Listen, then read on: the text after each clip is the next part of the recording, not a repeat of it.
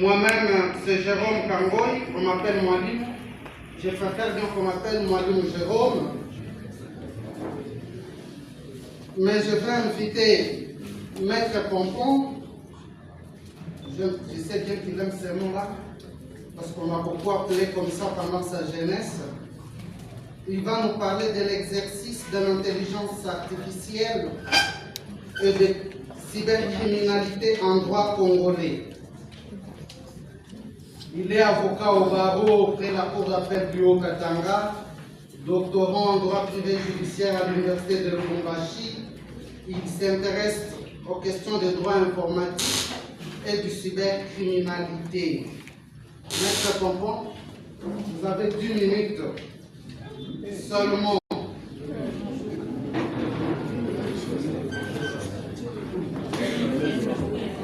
C'est la violence. Violence faite à l'homme.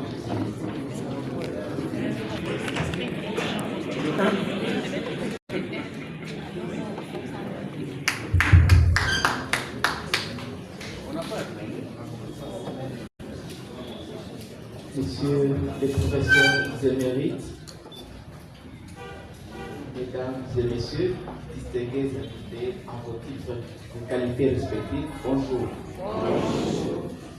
C'est pour nous un grand honneur de prendre la parole devant les personnes qui nous ont transmis un savoir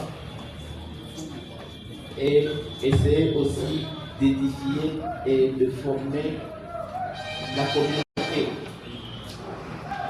Il nous a été demandé de travailler sur un sujet très sensible qui constitue aussi mon domaine de recherche sur l'intelligence artificielle, au niveau de l'exercice de l'intelligence artificielle et cybercriminalité. Mais vu le temps nous accordé, nous allons essayer aussi tant soit peu de donner l'essentiel le plus vite que possible. Depuis l'avènement de l'Internet dans les années 90, l'informatique a élu domicile dans la vie privée de beaucoup d'entre nous. Le monde a traversé des bouleversements sur le plan technologique qui se caractérisent par un développement technologique à une très grande vitesse. La République démocratique du Congo, faisant partie de ce monde, est désormais réduite en un petit village aux technologies de l'information et de communication et n'échappe pas non plus à l'informatisation. Dans sa mission traditionnelle, l'informatique a favorisé le traitement des informations de manière automatisée, dans tous les domaines, dans tous les aspects de la vie. De l'usine jusqu'à la maison, dans notre vie privée, nous utilisons la technologie. Et cette technologie est basée sur des programmes structurés sous forme des algorithmes et auxquels on peut organiser et lui confier des tâches que l'on veut. Et parmi ces technologies qui bouleversent, qui secouent le monde aujourd'hui, nous avons l'intelligence artificielle. Au départ, c'est un logiciel qui semble banal, mais ce logiciel-là, en ce jour, on lui a doté des capacités de prendre des décisions, d'agir en lieu et place de l'homme, d'une personne humaine. L'intelligence artificielle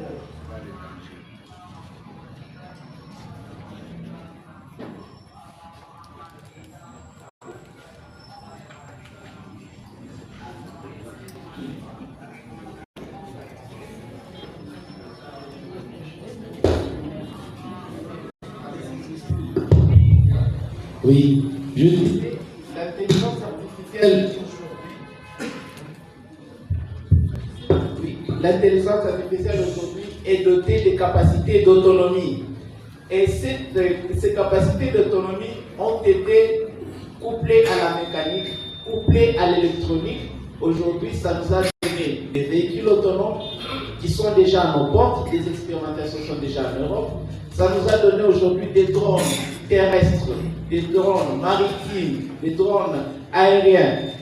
C'est Toujours, l'intelligence artificielle aujourd'hui est présente dans nos ordinateurs. L'intelligence artificielle aujourd'hui est présente dans nos téléphones.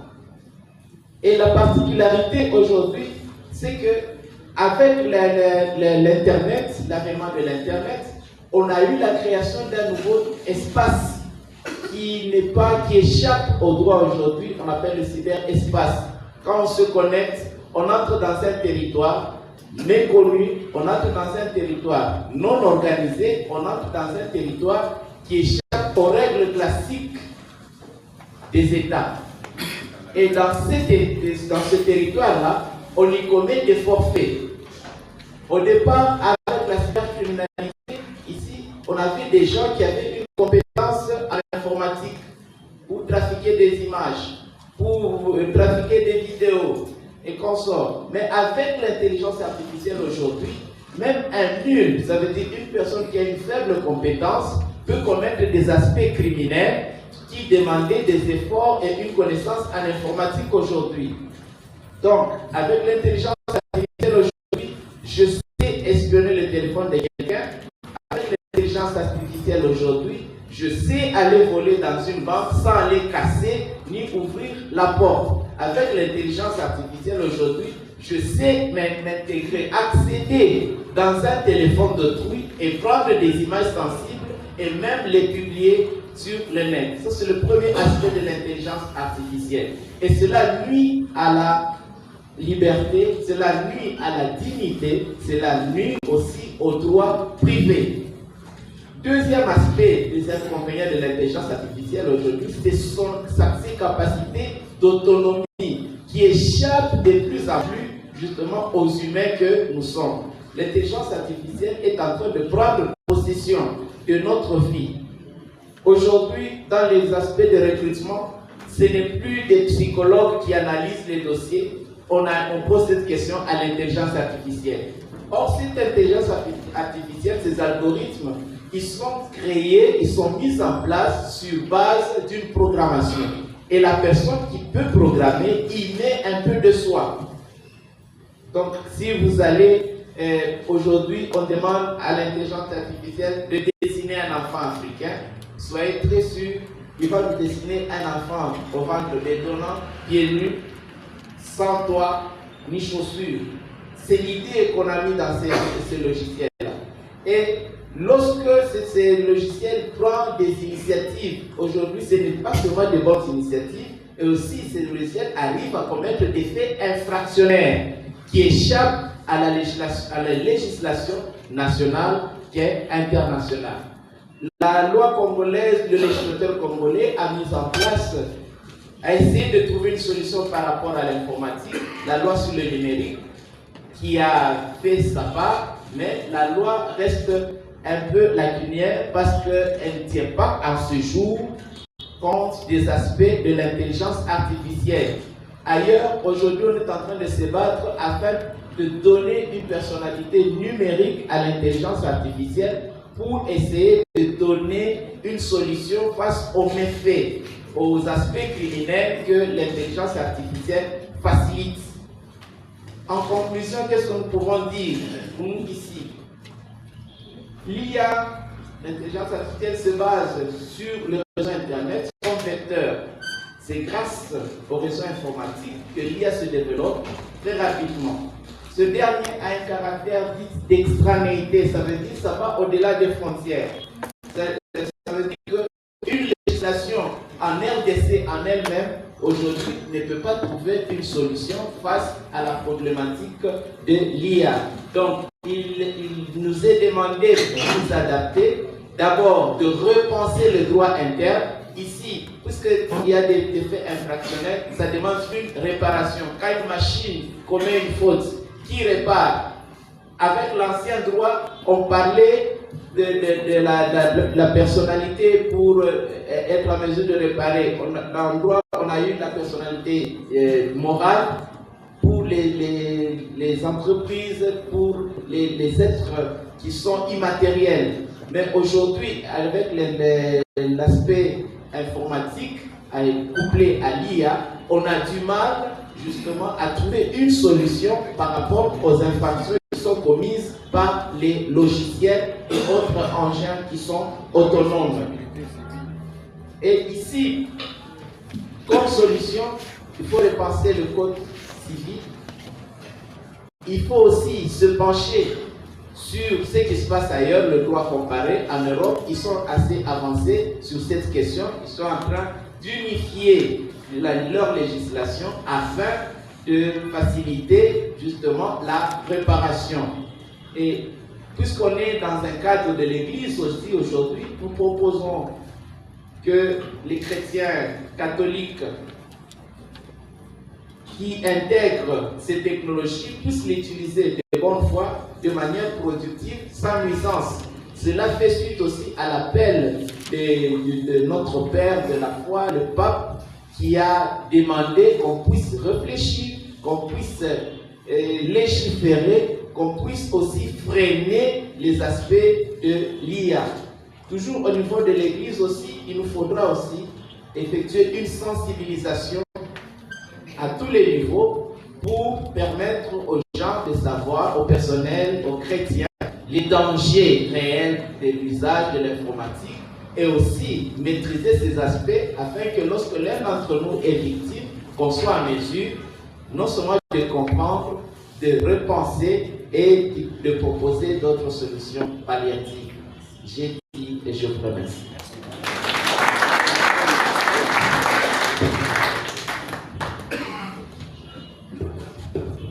Alors, nous pouvons encore applaudir Maître Pampance.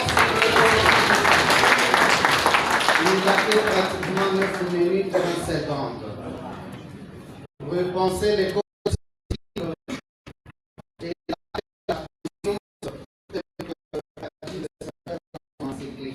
la sa conclusion et ses recommandations. Et sans plus tarder, nous invitons M. l'abbé Jean-Baptiste Ilungabin Sela à prendre place. M. l'abbé est prêtre de l'archidiocèse de Lubumbashi avec une maîtrise en théologie morale et aumônier de jeunes de l'archidiocèse. Nous pensons que, M. l'abbé, vous allez nous faire, vous avez l'habitude de faire des homélies de 40 minutes, mais ici, nous allons vous inviter à présenter la synthèse, pratiquement le résumé de votre exposé. Et par conséquent, vous avez 10 minutes. Je vais déjà résister. Parce que si je dois partir de 20 à 10, alors là, je ne pourrai plus faire recours, je ne ferai plus recours à l'intelligence artificielle, mais peut-être à l'esprit des synthèses.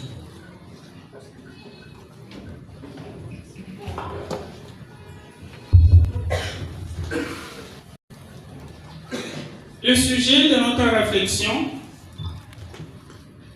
la procréation médicalement assistée face à la dignité de la personne humaine, enjeux et perspectives.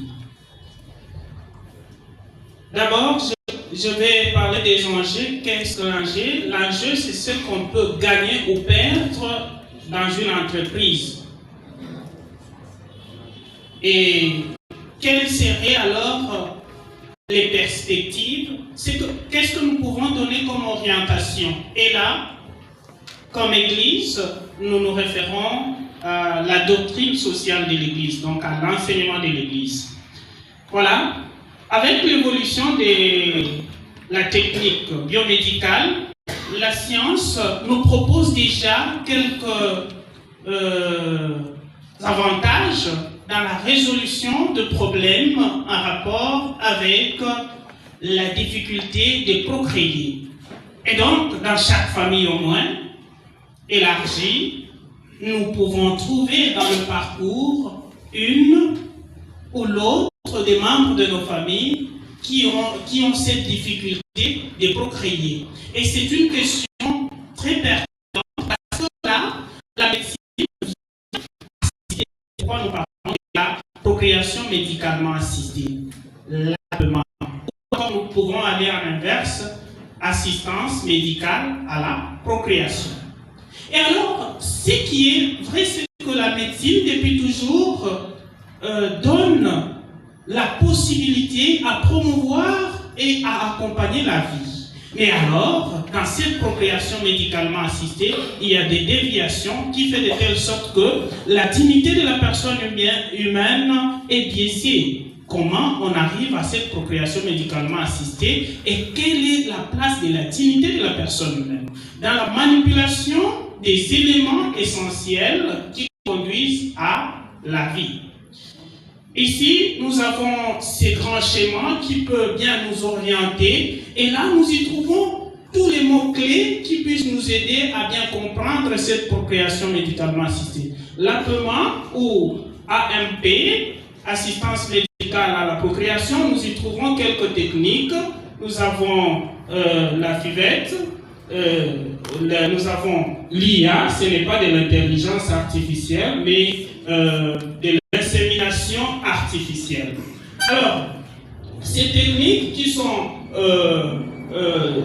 vraiment appliquées pour assister à cette difficulté de procréer, emportent avec elles des décisions rationales, parce que la procréation en soi est l'œuvre de deux personnes.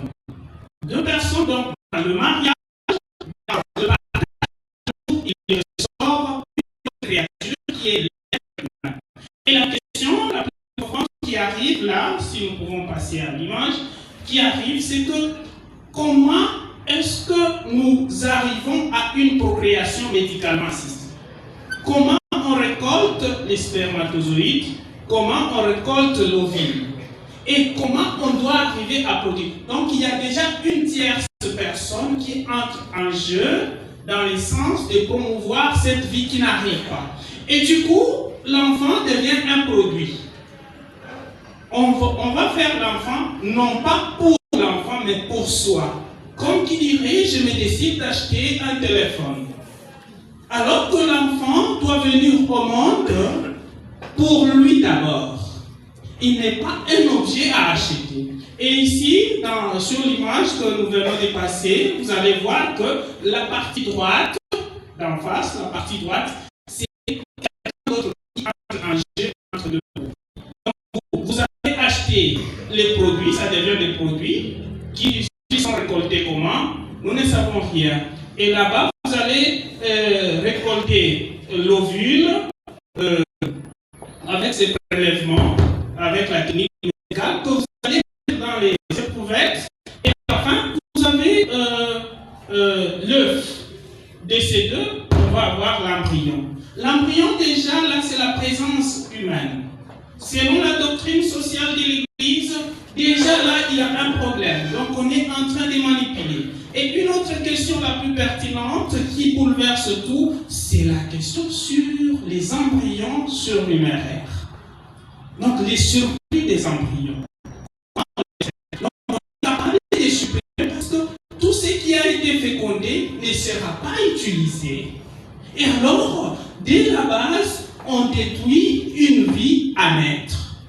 Et si vraiment on doit mordre à ces techniques, on est en train de promouvoir des génocides sans les savoir. Mais alors, nous sommes consolés parce que nous nous disons, si les autres doivent avoir les enfants, et nous, pourquoi nous ne pouvons pas en chercher? Et là, ça devient une question d'enjeu théologique, parce que Dieu est appelé à la barre.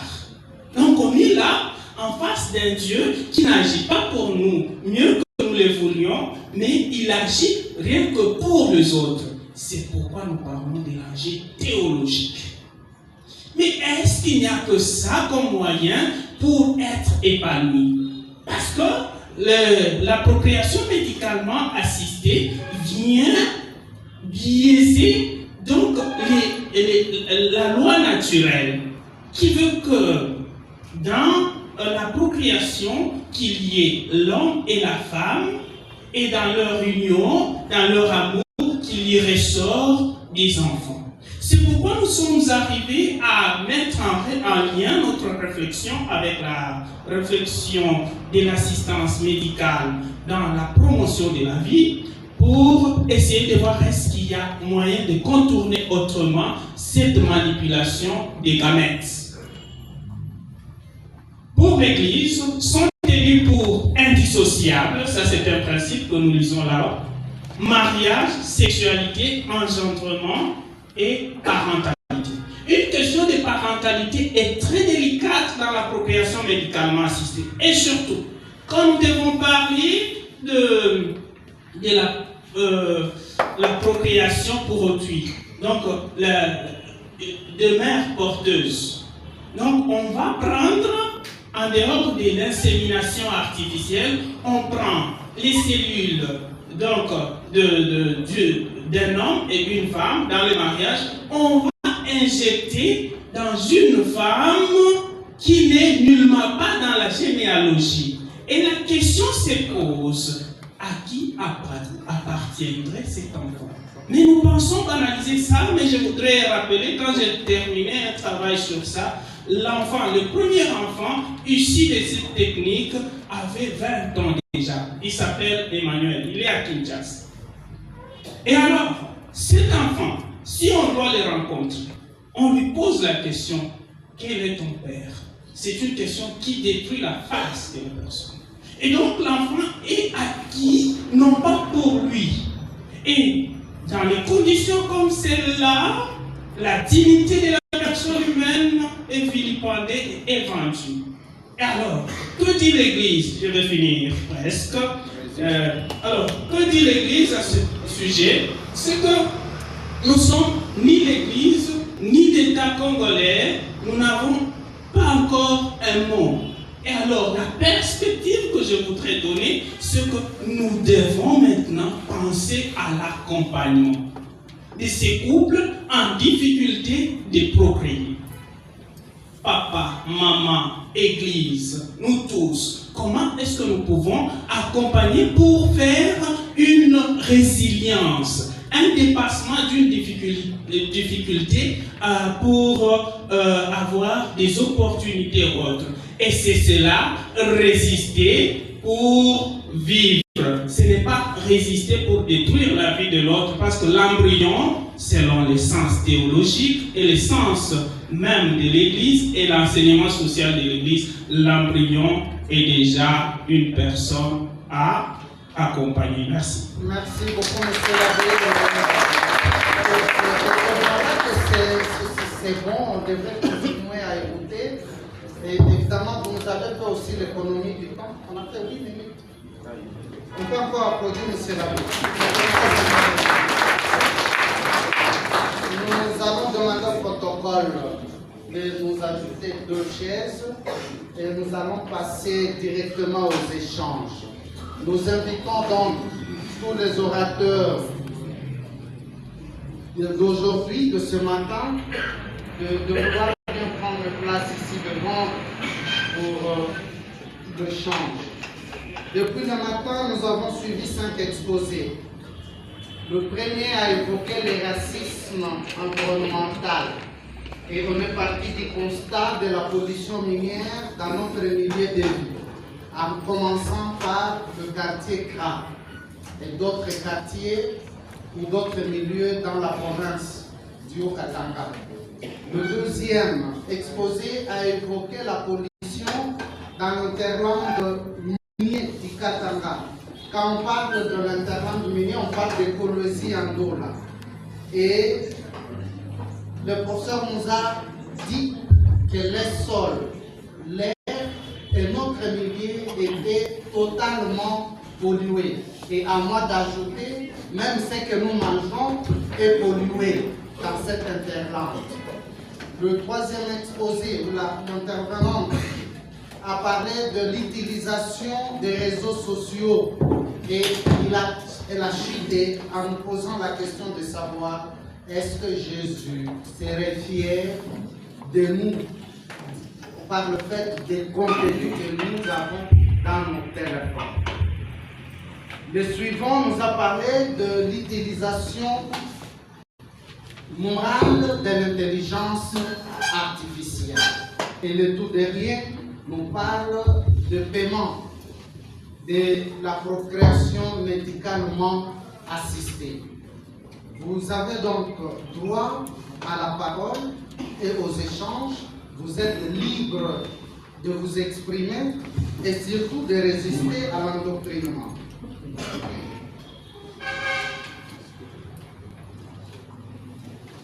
On peut faire balader le micro.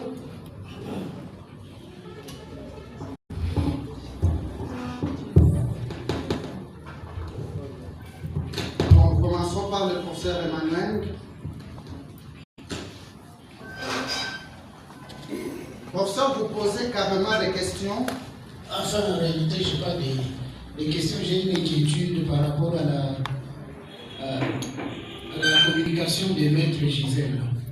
Donc, je suis tout à fait d'accord avec ce qu'elle a présenté, mais elle m'a effrayé quand elle nous a proposé l'exemple de la Chine. En réalité, j'ai été effrayé, je le suis encore, en disant que voilà, la Chine, on surveille les mots-clés. Mais la Chine, c'est une techno-autoritarisme. C'est une société de surveillance totale. Et nous n'avons pas, nous, à prendre la Chine des soins de vie comme modèle. C'est une société, c'est une techno-autoritarisme. C'est-à-dire qu'on a mis la technologie au service d'un contrôle total des citoyens et de leur liberté. Pourtant, vous défendez les droits des humains. Enfin, en réalité, ce que moi je pense, c'est pas les. Enfin, parfois nous accusons la technologie en disant oh écoutez, on a exagéré. Mais la technologie ne fait qu'amplifier des choses qui existaient. Lorsque vous faites des enquêtes sociologiques, anthropologiques, tout ce qui est mis aujourd'hui sur les réseaux sociaux, les rumeurs qui sont amplifiées, etc., ça existait bien avant, sauf que la technologie les amplifie et les fait circuler beaucoup plus rapidement. Moi, j'ai fait ma thèse de doctorat sur Edgar Morin. Il est le premier à avoir écrit un livre sur la rumeur d'Orléans.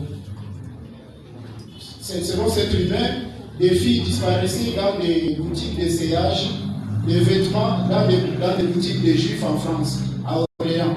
Mais ça faisait, en fait, ça participait de ce qu'on appelle l'antisémitisme. Et ça avait causé beaucoup de tort aux juifs en France. On avait examiné ça, on s'était rendu compte que les filles ne disparaissaient pas. Mais maintenant, à l'époque, l'Internet n'existait pas. Aujourd'hui, si ça circule sur les réseaux sociaux, on ne fait qu'amplifier une réalité sociale et anthropologique qui existait. Et ce n'est pas la faute à la machine, c'est la faute à l'humain. Ce qu'il faut condamner, ce n'est pas la machine, c'est l'humain. Merci. Qu'est-ce que vous en pensez? Merci, professeur.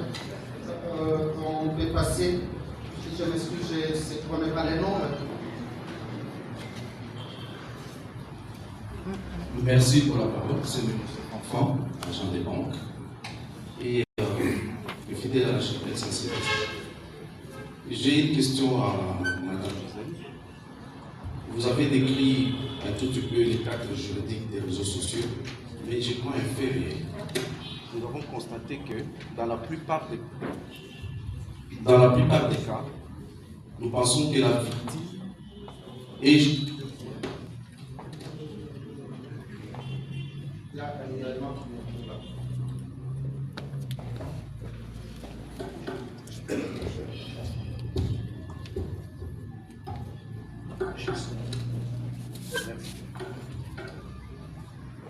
Je peux crier. Merci. Allez-y, allez-y. Je peux y aller, oui. En fait, on constate que, je prends un exemple. Quand il y a quelqu'un a subi une publication qui touche à son intimité, nous constatons que c'est plutôt la victime qui a subi qui est victime de cette publication, qui est doublement sanctionnée, qui est en plus de cela sanctionnée que de rechercher la personne qui a publié. Et cela fait même objet d'harcèlement. J'ai vu même certains ministres qui... Il était libre de se filmer avec son ami, sa petite amie ou sa femme. Ils étaient libres, mais parce qu'il a laissé l'ordinateur auprès d'un petit du quartier pour le réparer, Et les petits profitent, publient, au lieu de punir les petits, mais on sanctionne le ministre qui était libre. Et ce n'est pas lui qui a... La question, c'est laquelle? C'est là même la question. Le racisme environnemental. Il a grossé l'histoire de ce racisme depuis les années 1900, ça fait des décennies. Mais curieusement, comme on nous a demandé une fois ici, il y a 2 jours, à la fin, on dirait qu'on s'accommode à ce racisme. Il n'a pas donné des pistes d'engagement. J'aimerais voir ce qu'il peut recommander à l'Église, aux paroisses, même à nous ici, ce que nous pouvons faire concrètement. Parce qu'on constate qu'il y a beaucoup de littérature sur cela, mais il n'y a pas de recommandations et d'engagement. Merci. Alors, cher ami, on termine épinglé, c'est sur la pollution. Les pollueurs. Adressé à qui? Au professeur émérite. Les pollueurs sont de mèche parce qu'ils sont économiquement forts, ils sont de mèche avec nos gouvernants. Que faire, nous, peuples? Parce que souvent, toutes nos démarches n'aboutissent pas. Vous avez les cas des biches. Notre père de l'archidiocèse, qu'est-ce qu'il ne fait pas comme démarche, mais sans solution? Que faire? Merci. Merci beaucoup. Alors, comme on était là derrière, on commence par derrière on prend monsieur.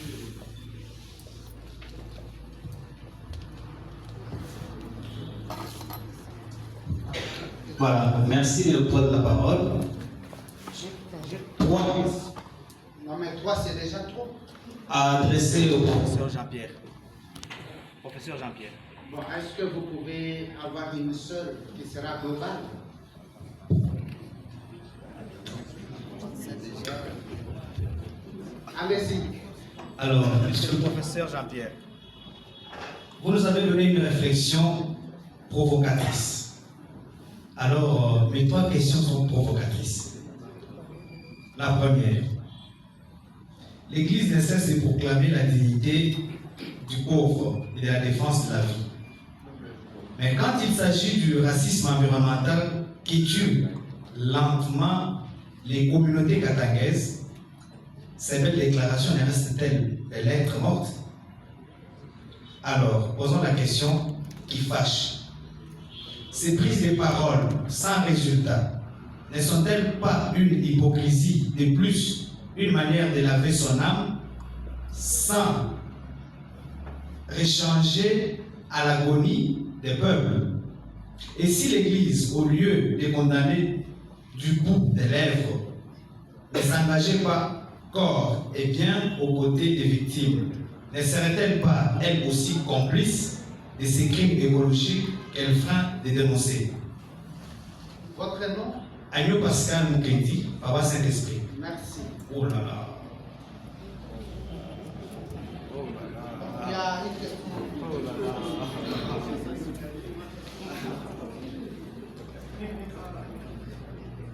Merci de la parole. Moi, c'est Raphaël Kassenduy, de la paroisse Bienheureuse à Narité et professeur au collège Saint-Adé. Ma question va dans la direction du premier intervenant qui a présenté la situation de la pollution de notre environnement. L'exposé était très riche parce qu'il nous a présenté vraiment les dangers dans lesquels nous sommes en train d'évoluer. Mais ma préoccupation est de savoir quelles sont les stratégies que lui peut nous proposer ou par lesquelles il peut nous inviter à nous mettre en résistance. Il en est de même pour Madame Gisèle, qui a souligné beaucoup de cas de crise morale, crise dans beaucoup de comportements, mais elle n'a pas proposé des stratégies ou des actions à travers lesquelles nous pouvons aussi nous unir pour faire entendre soit nos voix, soit nos mécontentements. Merci beaucoup. Merci. Maman, vous avez aussi une question?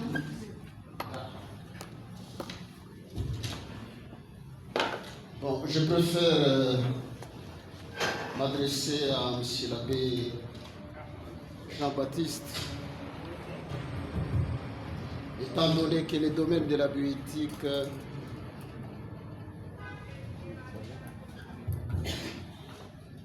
étant donné que le domaine de ma... Il n'y a pas de souci, on peut vous écouter. Oui. Étant donné que la bioéthique m'intéresse et j'ai une grande expertise, d'autant plus que le professeur Kaoumba est présent, il avait même tenu à ce que je sois membre du comité d'éthique. Bon, vous parlez de la dualité, je suis d'accord avec vous.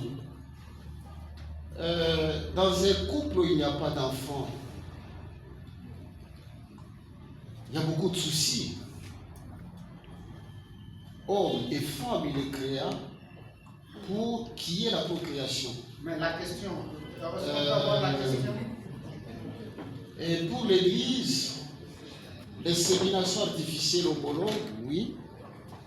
L'insémination artificielle hétérologue, ça pose des problèmes.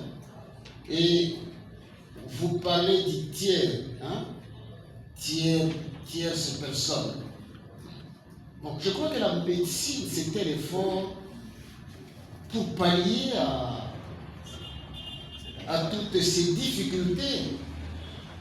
Et vous parlez, bon, je ne sais pas du gamète surnuméraire, mais une autre question qu'on peut se poser, est-ce que la menstruation, est-ce une attitude éthique? Et à Madame Gisèle, vous avez une manière de parler aux gens, au point qu'on dit de vous que vous êtes une dame de fer. Je ne comprends pas pourquoi vous êtes timide. J'estime que la grande difficulté, je ne sais pas si vous êtes informé, depuis 1789, merci, l'idéologie... Donc on a reçu la première question, madame, pourquoi est-elle timide pourtant dame de fer? Alors la deuxième question... Ce n'est pas une question, c'est une manière de parler, monsieur.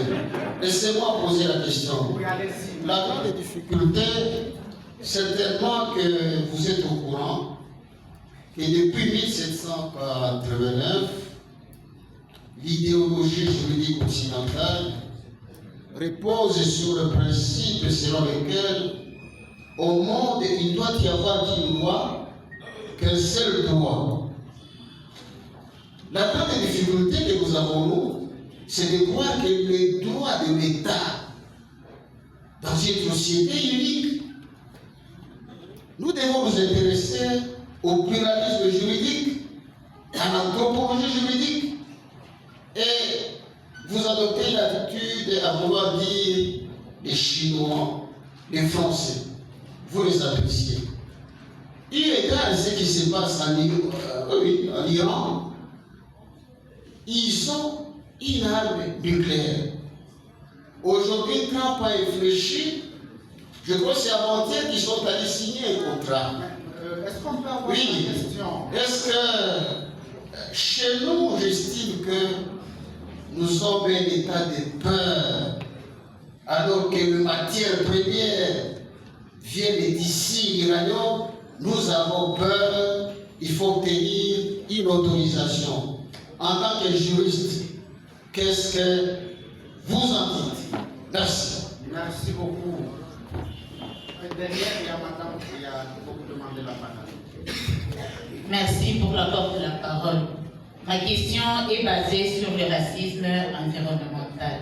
Elle est posée au professeur Djibou. Je voulais savoir comment peut-on concilier le développement économique, l'exploitation minière et la justice environnementale ici chez nous au Katanga. Merci. Madame Isabelle Moigny. Madame Isabelle Moigny. Mais je donne aussi la parole à mon enseignant de l'école primaire. Maman Koubila, je vous salue. En passant. École secondaire.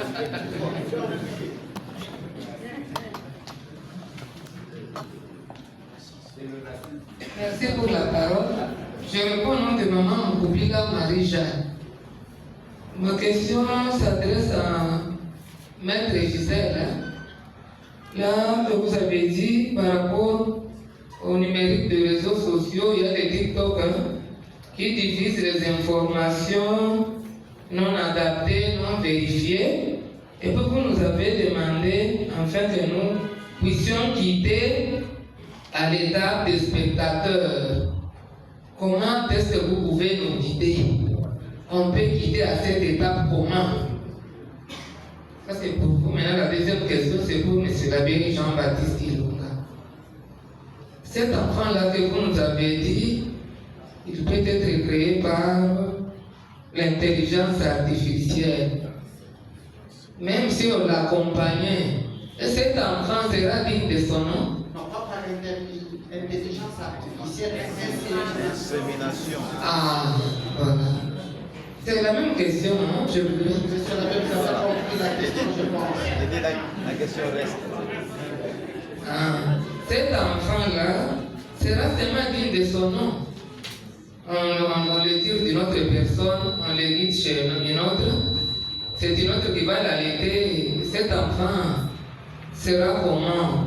Vous nous expliquez même dans 2 minutes seulement. Que je n'ai pas bien compris. Merci. Ma soeur a demandé la parole. La défi.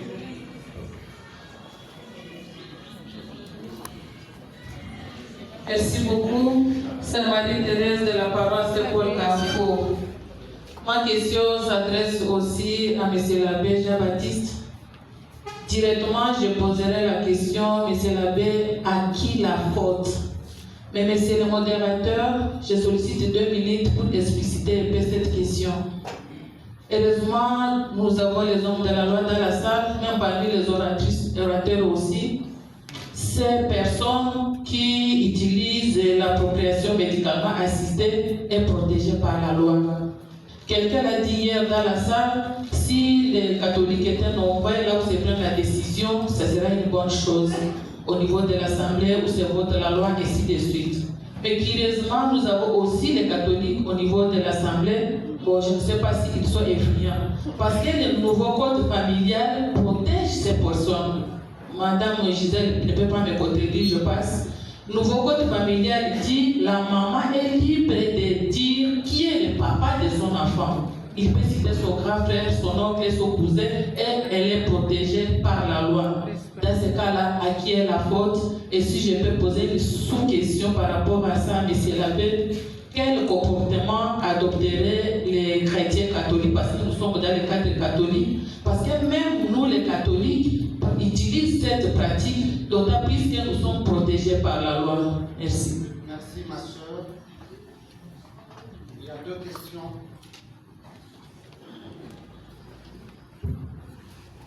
Moi, c'est M. Gilbert, je suis saïdiste à la paroisse Bienheureuse Amarite et je représente également le chef de division de la santé.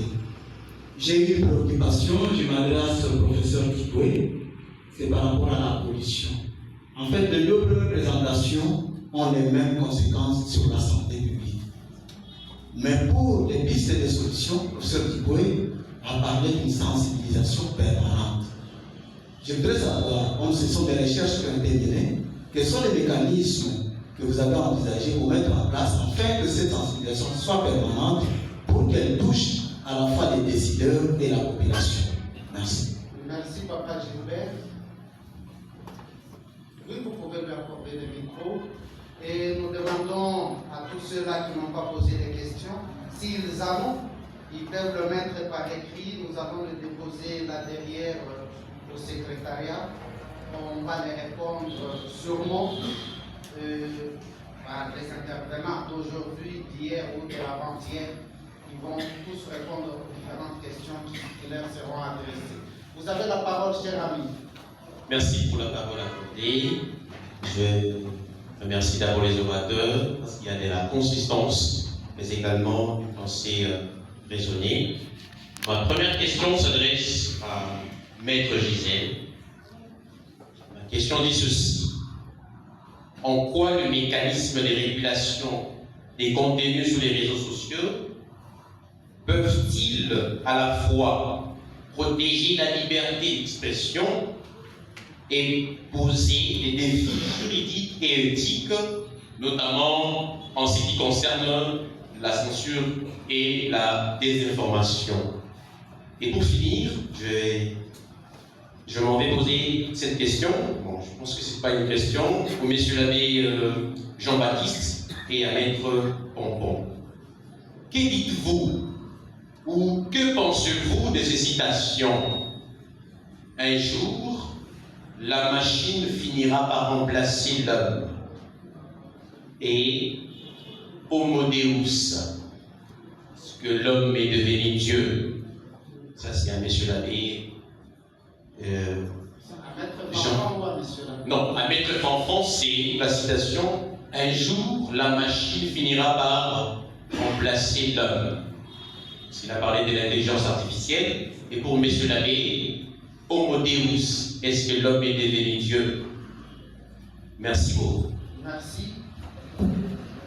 Alors, maître Gisèle, vous en avez eu pour votre compte.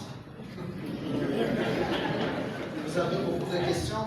Bon, il y a une autre question qui traîne encore dans l'Assemblée. Au milieu.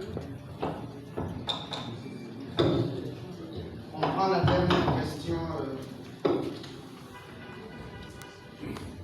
Merci, Papa Gaudé, Mr. Elise et Arsène Lamar. Moi, je voudrais un peu revenir au petit échange qu'il y a eu entre les profs et les maîtres pour poser la question et savoir à quoi devons-nous donner priorité aujourd'hui? À la loi naturelle ou aux législations de pays? Parce que ce qui est accepté dans tel pays est scandale ailleurs. Nous, comme chrétiens ici, maître, quelle est la priorité? Est-ce que c'est le bon sens ou parce que le pays est dit, nous devons suivre? Merci. Merci beaucoup. Alors, vous pouvez faire le recoupement des questions et répondre. Je pense que c'est l'abbé aussi à poser la question. Le prof Kaoumba, il peut répondre. Étant donné que vous aviez souhaité en son temps de l'intégrer dans le comité. Bon, on va vous accorder la parole aussi un moment pour compléter, monsieur l'abbé, dans la biotique. Mais on commence par maître Gisèle, vous avez la parole. Merci. Faites quand même le recoupement. Oui, je vais faire le recoupement pour certaines questions. Et j'en ai eu pour mon compte. Moi qui suis timide, il fallait m'épargner. Mais là, on m'écoute, ça a beaucoup parlé. Alors, je voulais apaiser le prof Emmanuel. Dans mon intervention, je n'ai pas soutenu le modèle de la Chine. J'avais dit que nous allons faire un tour d'horizon de la gestion du numérique à travers le monde. Et j'ai donné, entre autres, comme modèle, celui de la Chine, qui n'est pas bien sûr un modèle à utiliser, surtout dans le contexte actuel de notre pays. Mais notre modèle aussi n'est pas non plus un modèle sur qui on peut se reposer. Donc, en faisant la comparaison de tout ce modèle, en France, ils ont leur façon de gérer les numériques, les réseaux sociaux, et c'est basé sur la transparence et le respect de l'être humain. Aux États-Unis, par exemple, c'est le premier amendement qui est d'application. La liberté d'expression. Chacun est libre de dire ce qu'il pense. Il peut même insulter le chef de l'État, à condition seulement que vos déclarations ne puissent pas pousser vers les violences. C'est en ce moment-là que l'État peut interagir. C'est comme ça que l'année passée, en 2024, au mois de décembre, quand Trump a pris le pouvoir, il a pris l'une des premières ordonnances qu'il a prises, c'était entre autres de bannir TikTok. Je ne sais pas si vous avez suivi. C'est parce qu'il y avait une certaine intrusion dans la vie privée des citoyens américains. Et on ne blague pas avec l'intrusion dans la vie privée des citoyens américains. Mais sinon, ils sont libres de faire ce que bon leur semble dans les réseaux sociaux. Chez nous, ce n'est pas le cas. Chez nous, nous sommes en train de tâtonner. Nous intervenons quand il y a la RDC, en ne respectant pas le processus normal de l'évolution technologique, nous atterrissons comme un cheveu dans la soupe en plein problème. Et du coup, nous n'avons pas encore maîtrisé la gestion et nous sommes en plein problème. Nous nous retrouvons au cœur de ces difficultés et voilà où se trouve le problème. Donc, les rumeurs, comme vous l'avez dit, vous avez cité les rumeurs d'Orléans. Les rumeurs n'ont pas commencé avec Orléans, même dans la Bible. Il y a plusieurs exemples des rumeurs. Il y a l'histoire de Néhémie qui a fait l'objet des rumeurs avec Sanballat et Tobija. Il y a même quand Jésus était ressuscité, on a dit non, il y a le tombeau vide. Ça fait l'objet des rumeurs.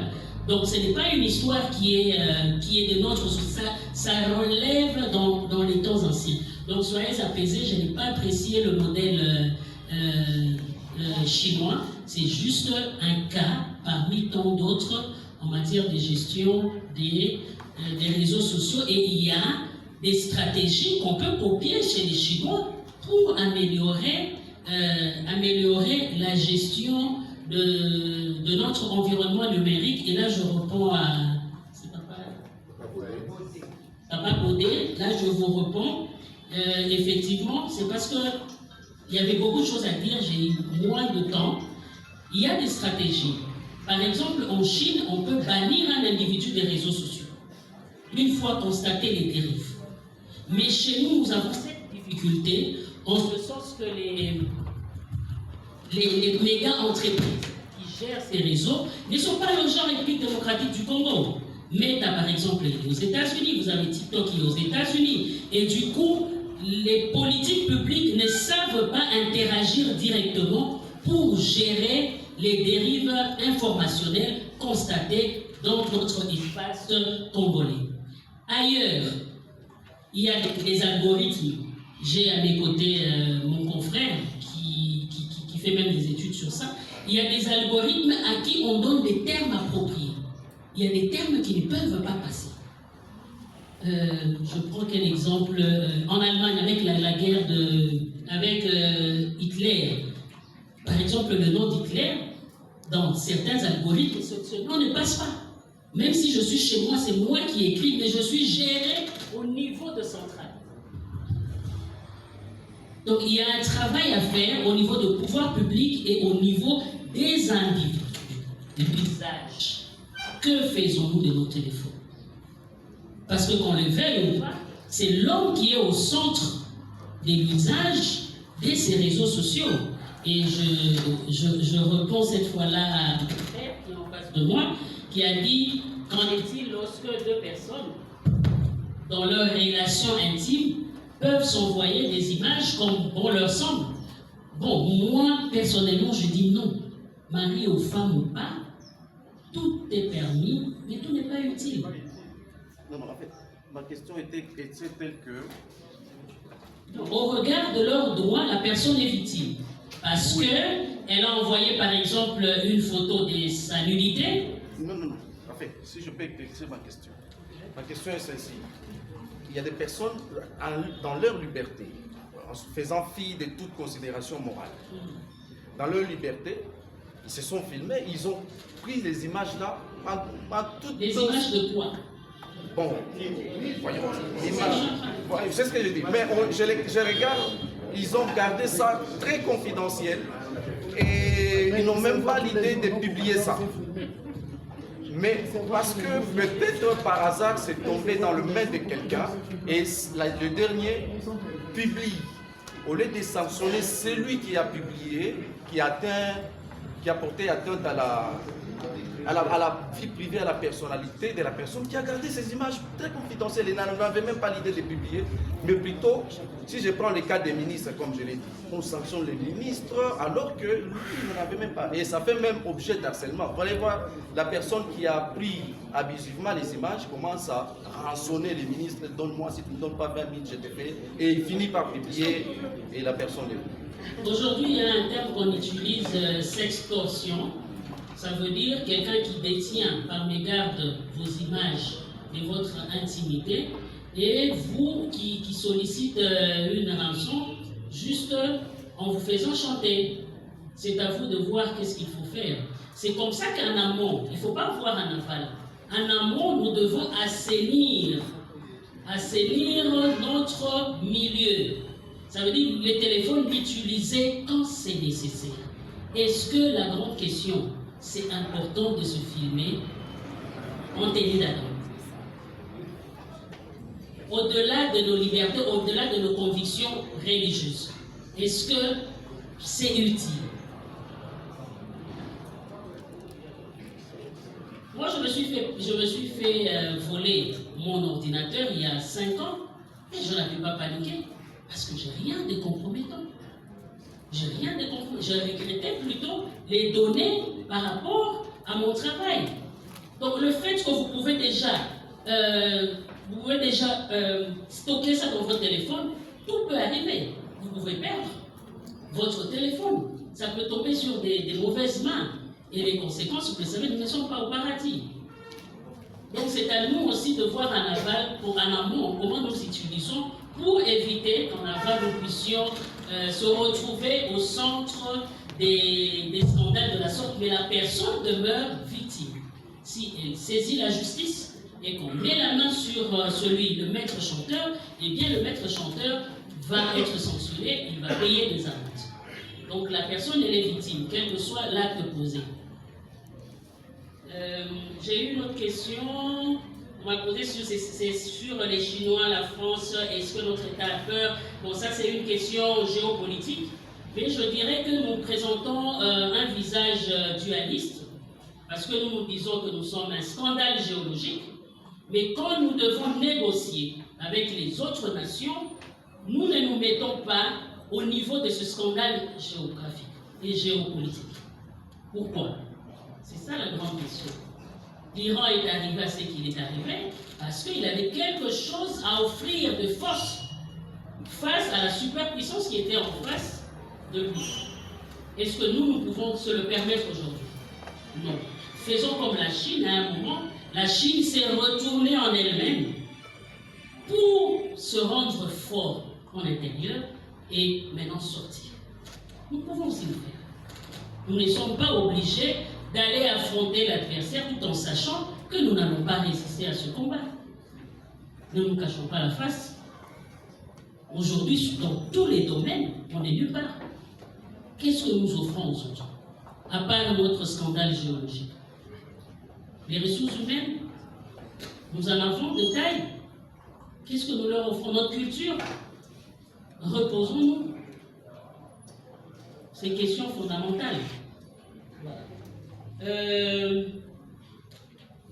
On m'a posé la question sur TikTok, qu'est-ce qu'il faut faire? Nous devons y réfléchir.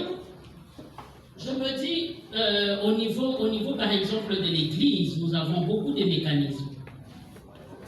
Chacun de nous se retrouve dans une plateforme. Il y a un administrateur. Comment l'administrateur peut intégrer dans un groupe quelqu'un qui ne connaît pas? Comment il peut intégrer un profil anonyme, qu'on appelle avatar? Et nous qui sommes dans ce groupe, nous ne nous intéressons pas à savoir qui est avec nous dans ce groupe. Nous nous retrouvons des groupes avec des milliers de gens, mais dont on ignore leur profil. Et ces personnes se permettent d'insulter, d'injurier, et d'autres qui viennent liker. Donc, il y a un travail citoyen en nous. C'est à nous de refuser. Je donne un exemple bête. Nous sommes dans un groupe de 50 personnes. Nous voyons l'un de nous qui excelle, par exemple, dans les injures ou bien dans la diffusion ou la transmission des images qui choquent notre morale. Nous tous, là, les 49, nous pouvons dire non, pas ça. Je ne pense pas que la personne va continuer. Sur TikTok, par exemple, lorsque quelqu'un a mis une image qui choque ou bien qui insulte une ou telle personne que vous connaissez, il y a cette facilité, nous disposons de ce droit de signaler l'image. Et TikTok peut bloquer. Mais est-ce que nous le faisons? Nous nous mettons à rigoler, nous nous mettons à télécharger et à renvoyer, et nous nous abrutissons. Donc il y a d'abord un travail individuel avant d'exiger de notre État de faire son travail de pouvoir public pour sécuriser la population que nous sommes. Donc on peut créer des centres d'éveil numériques pour dénoncer les abus que nous constatons. Pourquoi les mécanismes de régulation peuvent protéger les citoyens? Donc je n'ai pas très bien compris la préoccupation. Mais le mécanisme de résistance d'abord. Quelle stratégie mettre en place pour résister? Je viens de donner deux exemples. Ça veut dire on crée des centres d'éveil pour dénoncer. On fait des signalements massifs. Hein, des signalements. Moi, je le constate dans le domaine politique. Lorsque, par exemple, il y a un camp de la majorité qui plaide pour X ou telle décision, vous allez voir, peut-être vous ne le constatez pas, vous allez voir que ceux qui sont dans la majorité viennent soutenir le débat. Et ceux qui sont dans l'opposition, ils se retrouvent minoritaires. Et lorsque c'est l'opposition, ceux qui sont dans la majorité viennent signaler. Ce sont des stratégies. Quand ils signalent ce débat en ligne. TikTok bloque. Et donc l'information ne circule pas. Maître, moi je voudrais que l'on passe à un aspect pédagogique. Un aspect pédagogique. Enseignant. Alors quand vous allez en politique, vous devenez encore abstrait. Non, ce sont des cas réels et vécus. Tout à fait. Maintenant, nous chrétiens des paroisses, des CV, qu'est-ce que nous faisons? Nous nous connectons difficilement. Les chrétiens ne se connectent pas difficilement, ils sont connectés. C'est la même chose aussi. Hein, ça peut être une émission, mais qui parle de la sexualité, mais d'une manière très déplacée. Nous, en tant que chrétiens, parce que même la sexualité doit être responsable. En tant que chrétien, on peut signaler cette émission en ligne pour bloquer ça, pour ne pas propager les fausses informations, les fausses pratiques en ce qui concerne par exemple la conception, en ce qui concerne comment gérer un ménage. Donc nous pouvons le faire. Nous ne devons pas encourager ce que nous estimons être contre notre foi, contre nos valeurs chrétiennes. Le signalement. Et il y a Maman Moïse qui a posé sa question sur la conciliation de la justice environnementale. Vous n'avez pas noté? La conciliation de la justice environnementale. Alors vous passez carrément le micro au prof Jean-Pierre. Parce que vous avez fait 15 minutes. Je vais répondre. Prof Jean-Pierre, vous pouvez faire aussi le recoupement des différentes questions. Tout à fait, merci. Je vois la première question du Père Spiritan. C'est pratiquement la même question de Moussaï Dizi. On parle de stratégie et d'engagement. Et même question de M. Mukendi, Pascal. Reste. Je vais essayer de recouper avant de prendre la dernière question. Quelles sont les stratégies? Les engagements dans l'Église, la résistance, c'est un problème réel. C'est avant tout une attitude, mon attitude en tant que chrétien. Je n'entre pas en opposition avec quelqu'un, c'est mon attitude en tant que chrétien. Qu'est-ce que je fais? Et que me dit l'Évangile, que me dit la Bible par rapport à ça? Moi qui suis chrétien catholique, lorsque je trouve qu'il y a des gens qui vivent dans des conditions pas agréables, moi-même peut-être, qu'est-ce que je fais? Je me résigne ou je dénonce? Alors, si on se résigne, c'est qu'on n'est plus chrétien. J'ai entendu quelqu'un qui a dit ici, nous avons laissé tout à l'archevêque ou tout ça. C'est vrai qu'il a l'aspect, il sait défendre tout ce qui est problème d'environnement, de droits de l'homme et tout ça, mais certains évêques ne le font pas. Ils s'occupent vraiment de tout ce qui est pastoral. Je me rappelle à l'époque que nous étions, j'ai été un étudiant très actif à l'époque dans l'UFERI, et à l'époque, nous allions dans des paroisses où on allait expliquer la démocratie, c'est quoi? On était étudiants, donc dans chaque paroisse, c'était l'équipe des jeunes qui étaient paroisses. Et pendant la période de prédication, on laissait les gens pour expliquer, les jeunes expliquaient. Mais aujourd'hui, quand l'archevêque parle d'un événement X, aucun prêtre ne relaye. C'est étonnant. Mais à l'époque de l'archevêque Kabanga, nous avons su ce qu'il lui a dit, ça se relaye également dans des paroisses. Comment on peut parler de l'amour de Dieu aux personnes qui vivent dans de mauvaises conditions? Comment expliquer de la pauvreté à quelqu'un, de parler de Dieu alors que quelqu'un est très pauvre? Donc il faut savoir que les milieux dans lesquels nous vivons, Dieu n'a pas été, excusez-moi le mot, pour dire quelqu'un qui ne comprenait rien pour nous donner un environnement. Il nous donne un endroit. Il commence d'abord par nous donner un endroit. Et puis il nous dit, ok, ce que je vous ai donné, il y a de l'eau, il y a de l'air, vous avez de l'oxygène, vous avez l'eau, vous avez la nourriture, vous avez tout ce qu'il faut faire. Et gardez ce champ-là. Mais nous allons passer le temps à parler uniquement de la théologie. Aimez-vous les uns les autres. Et nous oublions que nous avons l'obligation de dire aux gens que votre milieu-là ne fonctionne pas bien et vous devez résister. Mais résister, c'est aussi une force qu'il faut avoir. Je le dis bien avant. D'abord, il faut cerner, traiter, évaluer les causes du racisme à combattre. Et deuxièmement, il faut reconnaître votre dignité. Mais quand on ne sait pas ce qu'on est, on ne réclame pas. Il faut savoir ce qu'on est et ce qu'on cherche pour réclamer.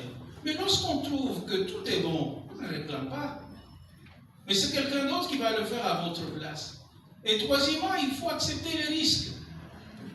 C'est un risque, c'est pas facile de réclamer. Vous êtes dans un domaine environnement, il y a le minier, c'est un puissant économique.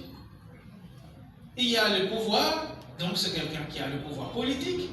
Et vous avez toutes ces personnes qui vont trouver que vous les embêtez. C'est pas difficile de vous tuer ou de vous faire du mal pour vous faire taire. Il faut braver la peur.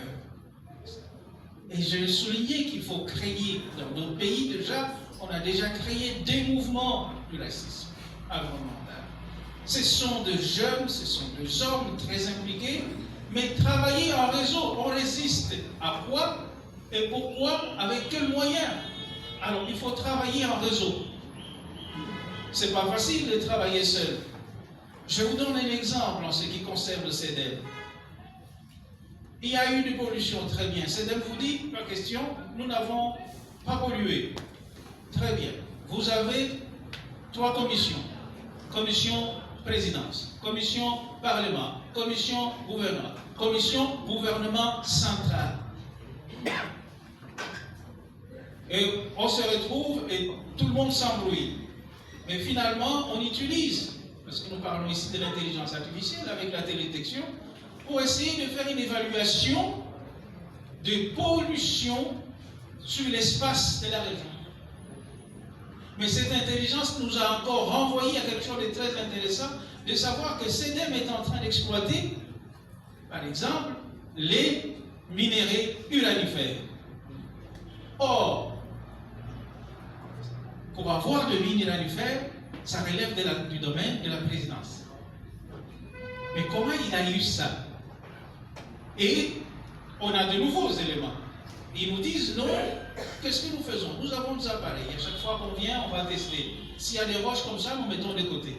Mais entre-temps, les creuseurs, les gens qui travaillent, les ouvriers, ils ont déjà travaillé. Les roches qui viennent de Lukuni, qui viennent de Kawama, ces roches-là, qui sont dans ces filons-là, c'est nous achetons pour faire des fondations pour nos maisons. Ça veut dire nous construisons des maisons avec des roches, avec des éléments radioactifs. Et pendant ces temps, dès qu'on a découvert, on a demandé à l'entreprise de bloquer. Je laisse un peu la suite. Il y a eu énormément de choses, énormément de coûts. Et vous pouvez citer, mais on n'a pas de mine minérale. Tout à fait. Et pendant ces temps, nous avons connu de vrais problèmes. C'est pourquoi je vous ai dit que la meilleure façon de résister, c'est d'être dans le réseau. Et les réseaux que nous faisons, par exemple, quand vous prenez les cas de monsieur qui construit le cimetière, quand nous avons appris, nous sommes allés sur le terrain. Dans le racisme, quand je vous ai dit la particularité avec le droit, les autres sociétés de droit civique, c'est qu'il faut commencer par les examens, par les enquêtes de terrain. Et quand nous avons trouvé que derrière, il y avait des hommes puissants, nous avons utilisé le réseau. Et le réseau, il est national, il est africain, il est mondial. Donc vous ne pouvez pas résister seul.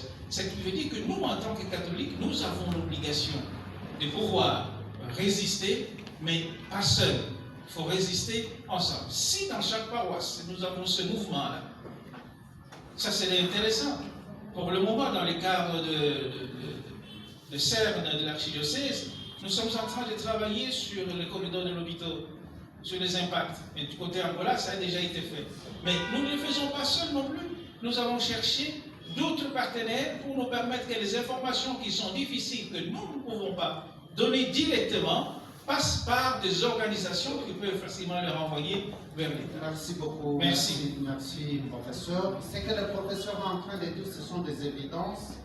Moi, je voudrais vous lâcher peut-être une petite vérité que jusqu'à hier soir, j'étais à Moubambe, dans le territoire de Kapugo, Moubambe, Midingi, Kabonji et Mouakou. C'est vrai, les industriels n'utilisent pas, disons, ce que le faut appeler ici le filon granifère, mais tout ce que nous avons comme minéraux sont accompagnés de ce qu'on appelle des radioéléments. Et ce sont plus de jeunes, ce sont nos frères, qui habitent ces cités-là. Quand vous êtes amis d'Indikabonji, c'est dans le territoire de Cambo, et aujourd'hui c'est même avant Parousia ici, c'est près de 15 000, 20 000 âmes, dont l'âge varie entre 20 et 50 ans. Et ces jeunes gens, ils ne passent pas par des mécanismes de radioprotection connus.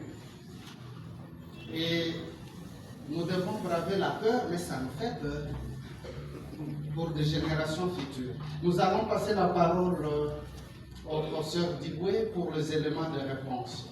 Au sœur, vous avez seulement 5 minutes. Merci. D'abord, le Kishimbo, en fait, l'objectif c'était comment mettre un terme à la consommation de l'eau du Kishimbo, parce que c'est une eau polluée. Mais en tant que chrétiens, nous devons nous sensibiliser dans nos CV, etc. Alors c'est différent du forage qu'on mène actuellement, qui va toucher la roche. Mais la peur que j'ai, c'est de voir cette eau-là sécher un jour. Et donc, je pense que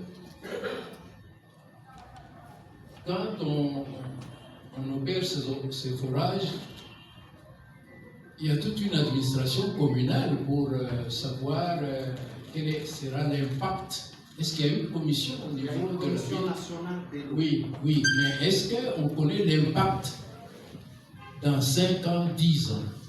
Les études ne sont pas faites. Voilà, c'est ça aussi le problème. Est-ce qu'il ne faut pas soulever ce problème-là au niveau même de l'Assemblée provinciale, par exemple? L'Assemblée provinciale. On peut soulever ce cas.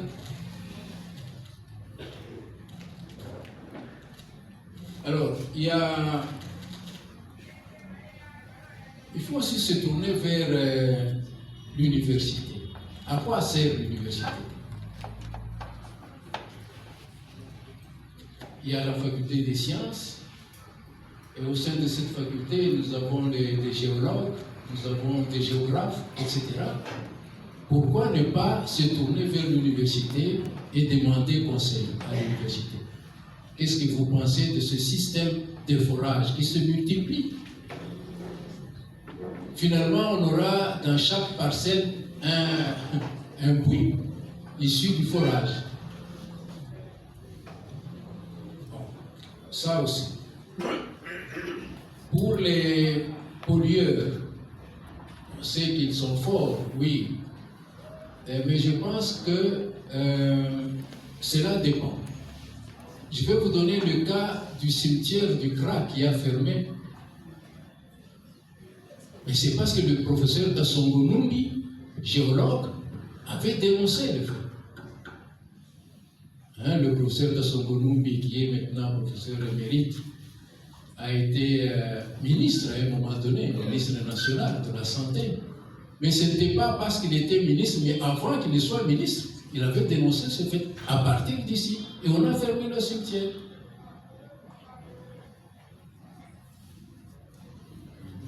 Donc il y a ça, il y a aussi, comme toujours, nous avons un parlement provincial ici. Pourquoi ne pas porter l'affaire aux parlementaires? Pour dire voici le cas que nous vivons, etc. Qu'est-ce que vous dites? Parce que ce sont nos élus. Est-ce que nous sommes en communion avec eux? Est-ce que nous leur exposons ces problèmes? Là aussi, c'est un problème. Alors, pour la sensibilisation permanente, on peut, évidemment, le problème est complexe parce que dans nos CV, nous ne sommes pas que nous les catholiques. Hein. Il faut aussi voir la proportion des catholiques dans Oui, nous sommes combien pour influencer les autres?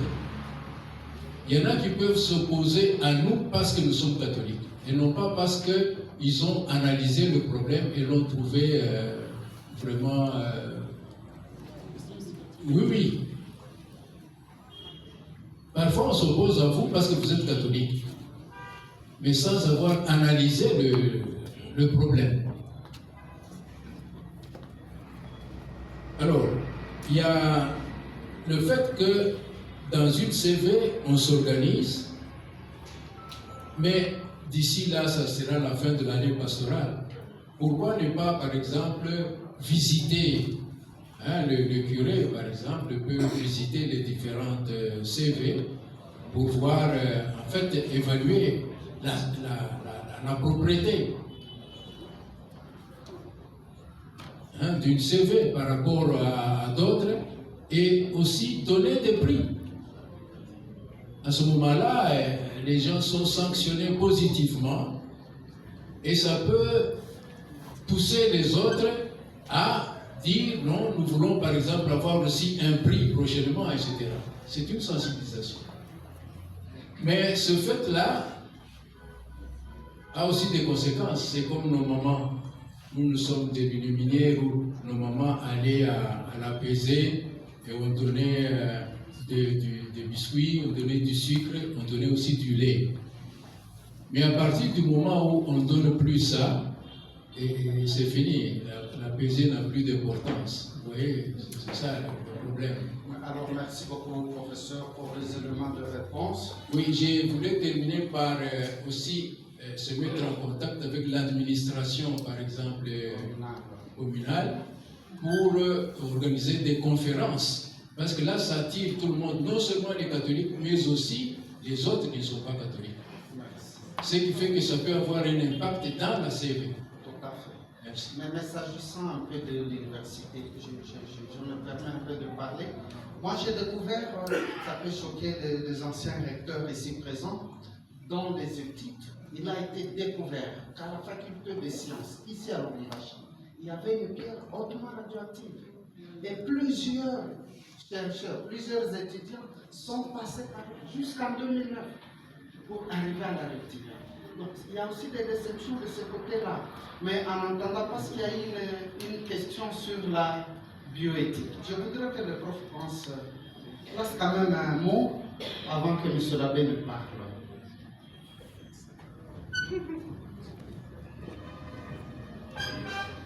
Merci. L'organisation m'avait contacté lorsque la semaine était en préparation pour que j'intervienne. Je leur avais dit que cette fois-ci, je n'allais pas intervenir, j'allais écouter. C'est pourquoi tout ce que j'ai proposé à l'organisation, c'est un vieux texte que j'avais publié en 1997, je crois, intitulé « Exister, c'est résister ». Je pense que l'organisation a fait circuler ce texte-là. Ça fait plaisir d'écouter tous ceux qui partagent autant d'idées avec nous. Mais puisque vous insistez, vous voulez quand même que je dise quelque chose. Il faut lire Exode 21, 33, 34. Il est dit, lorsque vous avez trouvé un puits avec un couvercle, il ne faut pas retirer le couvercle. Et puis, vous en allez, vous oubliez de remettre le couvercle dessus le puits parce qu'il y a risque que des animaux, que des enfants viennent tomber dans les pères de l'Église se sont demandé, mais ça signifiait quoi ce passage-là? Jusqu'au moment où ils se sont dit, attention, lorsque vous expliquez des choses, il ne faut pas les expliquer de manière à embrouiller les gens. Ouvrir un puits et le laisser sans couvercle, c'est donner des explications qui embrouillent les gens et qui les perdent. Pendant cette période, on nous demande de nous préparer à comprendre la résistance, c'est quoi. Donc nous devons expliquer les choses de manière à ne pas embrouiller les gens. Et le travail qui est en train de se faire ici, c'est pour bien nous équiper, pour nous dire attention, mais lorsqu'on dit il faut changer ou il ne faut pas changer, mais ça signifie quoi? Si on me pose la question, je dis attention, il y a 3 ans, j'ai écrit là-dessus. Si vous voulez, vous pouvez aller lire. Parce que les explications et la manière de les rendre, parfois c'est compliqué. Vous recevez quelqu'un chez vous, il vient vous rendre visite avec son épouse. Vous êtes admiratif et vous lui dites, oh, je suis heureux que vous soyez là avec votre chère et tendre épouse. Et tout le monde croit que la formule est belle, n'est-ce pas? Mais la formule pose problème. Parce qu'au niveau de la philosophie et de la théorie de la connaissance, on se demande, il est venu avec sa chère et tendre épouse. Est-ce que nous avons les moyens de savoir que l'épouse lui est chère? Oui, nous avons, dans la théorie de la connaissance, nous pouvons savoir que cette épouse lui est chère par les attentions qu'il affiche vis-à-vis de son épouse. Est-ce que nous avons des moyens, nous, de savoir que l'épouse est tendre? Comment? Non, il faut savoir des choses que nous pouvons connaître et des choses que nous ne pouvons pas connaître. Là, il faut être très prudent. Il nous a été dit hier, attention, gouverner, il faut la limite. Le chanoine Jacques Leclerc, en 1933, je crois, il écrit un ouvrage, il dit, quelles sont les caractéristiques d'un bon gouvernement? Un bon gouvernement doit être fort. Ça signifie qu'il doit pouvoir faire appliquer les lois. Un bon gouvernement doit être limité, c'est-à-dire qu'on doit pouvoir le contrôler. Si on ne sait pas contrôler un gouvernement, c'est un mauvais gouvernement. Troisième caractéristique, un bon gouvernement doit être instable. On doit pouvoir le renverser lorsqu'il ne remplit pas les bonnes conditions. Ça, c'est depuis 1933-34 que les chamans nous le disaient. Pour revenir maintenant à la question de la procréation, Abraham avait fait quoi?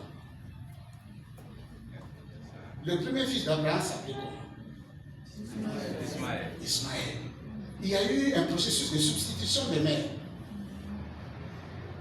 Donc, ça nous dit quand même, attention, la filiation, est-ce qu'elle est toujours d'abord biologique? Si la filiation était directement biologique, comment Jésus-Christ aurait-il été le fils de Joseph? Il y a des problèmes. En 2015, j'ai travaillé avec le professeur Bert Zinga, que vous connaissez sans doute, qui a publié un ouvrage intitulé Désir d'enfant. C'est moi qui ai effacé cet ouvrage. La science nous aide à résoudre des problèmes. Et c'est Dieu qui a créé des médecins, c'est Dieu qui nous a aidés, qui nous apprend à mieux maîtriser la science. Donc, tout ce qu'on nous demande, c'est de savoir encadrer la science pour qu'elle ne sorte pas de certaines limites. Mais l'encadrement, ce n'est pas le blocage de la science. Il ne faut pas dire vous allez rentrer chez vous à la paroisse là-bas à pied parce que la voiture là-bas c'est un produit de la science. Non. L'assistance médicale à la procréation, elle est utile. Elle résout des problèmes. Elle parvient, n'est-ce pas, à mettre les gens dans des situations d'un meilleur amour. Mais ça doit être encadré. De même que comment est-ce qu'on appelle ça encore? La transplantation. Bon, l'insémination, mais même la transplantation d'organes. Je suis membre de la Société congolaise de néphrologie, la société de ceux qui s'occupent du problème des reins. Donc, ce n'est pas parce que j'en souffre, mais c'est pour résoudre les problèmes qui sont liés à la souffrance des reins. La transplantation, on doit dire, quand on dit ceci est mon corps, c'est ça. Dieu a donné son corps, a donné son sang. Et vous, lorsqu'on vous demande de donner votre corps, ça signifie de donner un rein, de donner ceci. Vous allez refuser alors que Dieu lui a donné son corps et son sang. Merci beaucoup, merci beaucoup. Merci beaucoup. Est-ce que nous pouvons acclamer, les orateurs qui veulent s'exprimer de rentrer, un problème de temps. Merci beaucoup, cher professeur. Oui, vous allez répondre évidemment dans le couloir. Il commence déjà à résister.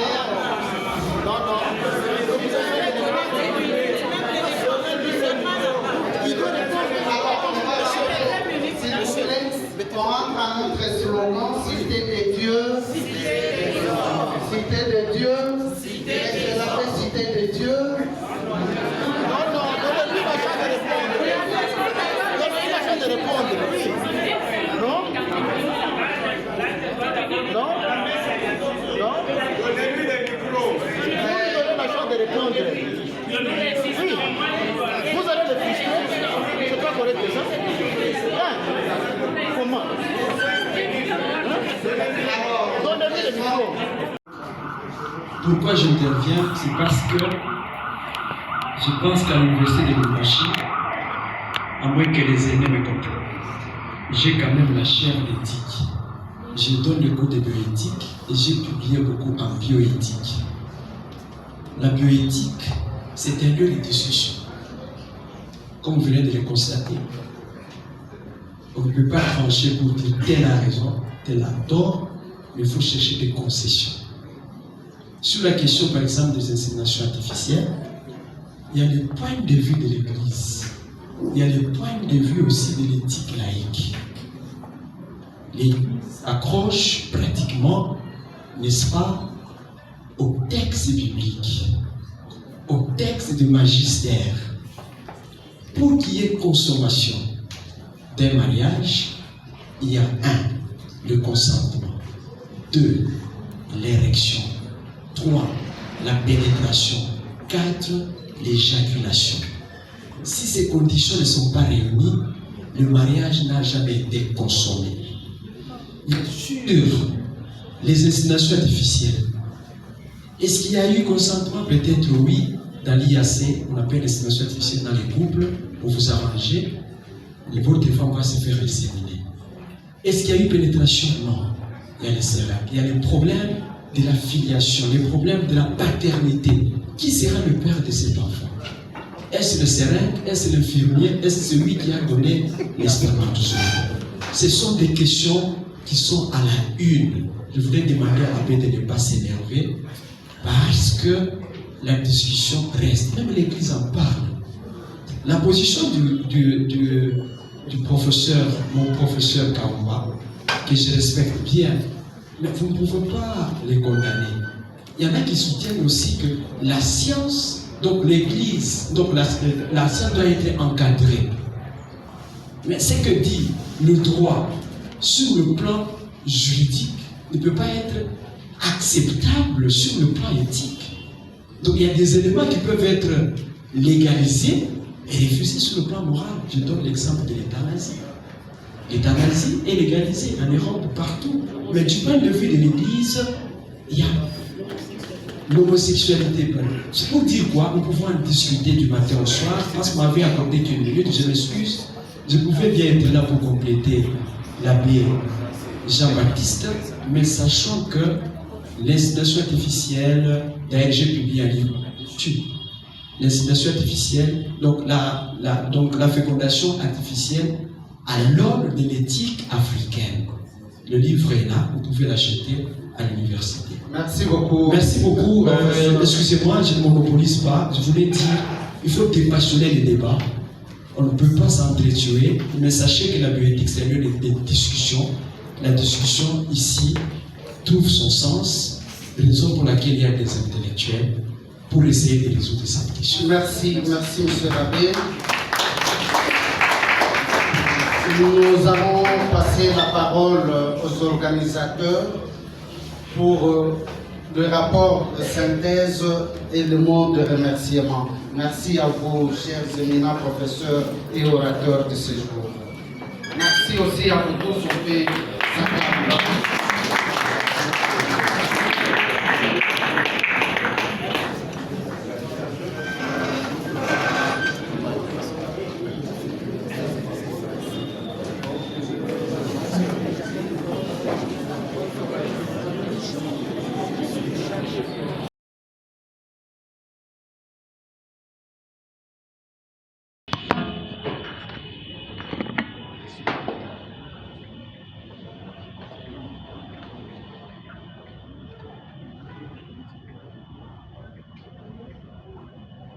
Mot de remerciement à l'issue de la deuxième édition des Journées diocésaines des intellectuels et cadres chrétiens catholiques.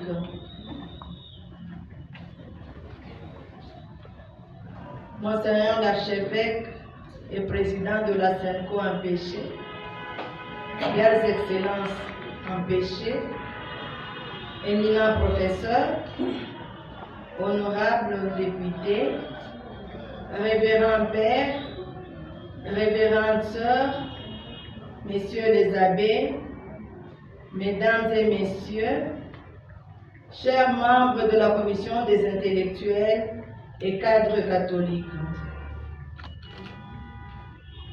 Au terme de ces journées diocésaines, nos cœurs sont habités par un profond sentiment de gratitude envers Dieu, source de toute intelligence et de toute sagesse, qui nous a accordé la grâce de réfléchir ensemble sur une question aussi fondamentale que déterminante pour l'avenir de notre Église et de notre société. Résister pour vivre et faire vivre l'engagement libérateur du chrétien. Durant cette semaine, nous avons expérimenté que la pensée n'est véritablement féconde que lorsqu'elle est au service de la vérité et que le savoir n'atteint pas sa pleine noblesse que lorsqu'il devient un levier de libération pour l'homme.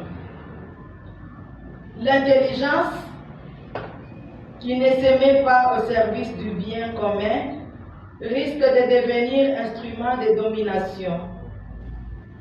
Mais éclairée par la foi, elle devient une lumière qui ouvre des chemins d'espérance.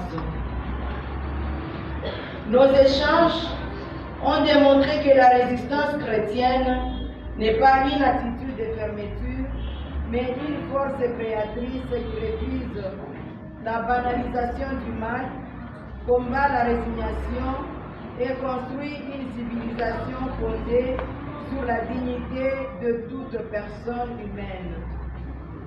Résister, c'est préserver la conscience lorsque les mensonges se normalisent. C'est défendre la justice lorsque l'injustice devient système.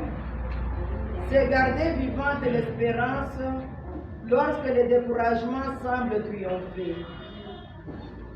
Comme intellectuels et cadres chrétiens catholiques, nous repartons avec une responsabilité renouvelée. Nos diplômes ne sont pas seulement des titres académiques, ils constituent une mission. Nos compétences ne sont pas un privilège personnel, elles sont un service rendu à la société.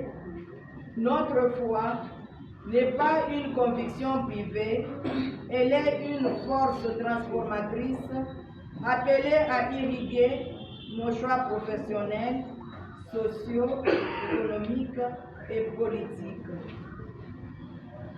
Nous exprimons notre profonde reconnaissance à tous les conférenciers qui, avec rigueur scientifique et profondeur spirituelle, ont enrichi notre réflexion. Par la qualité de leurs analyses, ils nous ont rappelé que la science et la foi ne s'opposent pas, mais convergent dans la quête de la vérité qui libère. Nos sincères remerciements vont également à nos autorités ecclésiastiques pour leur accompagnement paternel, aux autorités académiques et civiles pour leur présence et leur soutien, ainsi qu'à tous les participants dont les interventions et les échanges ont fait de ces journées un véritable laboratoire d'idées et un aspect de discernement ecclésial.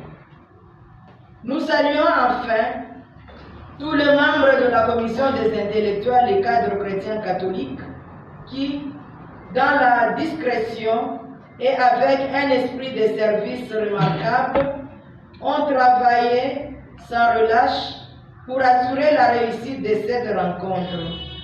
Leur engagement témoigne que la grande œuvre naisse toujours de la communion des intelligences et de la générosité des cœurs. En quittant ces assises, nous repartons pas seulement avec des connaissances nouvelles, mais avec une conviction plus forte. Une société ne se transforme durablement que lorsque ses élites acceptent de mettre leur intelligence au service de la conscience, leur pouvoir au service de la justice et leur liberté au service de la vérité.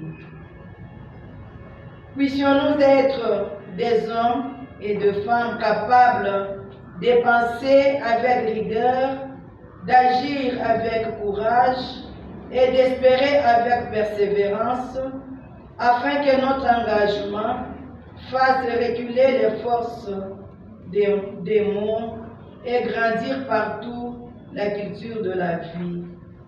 Que le Seigneur bénisse le fruit de ces journées et fasse de chacun de nous un témoin crédible de l'Évangile dans les milieux intellectuels, professionnels et sociaux. Je vous remercie de votre présence, de votre engagement et de votre précieuse contribution jeudi.